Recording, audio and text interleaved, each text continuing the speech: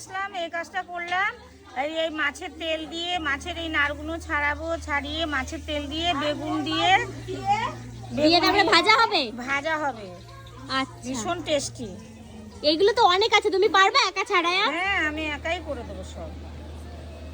আর এখানে হচ্ছে মাইমা লঙ্কা ছাড়াচ্ছে, আর এখানে ঠাকুমা মাছের তেল বাচ্ছে, আর এখানে এই যে আর আমার জেঠি এখানে হচ্ছে পাঁচটা ভাজা বসিয়েছে, বৌদিকে সাথে দেবে।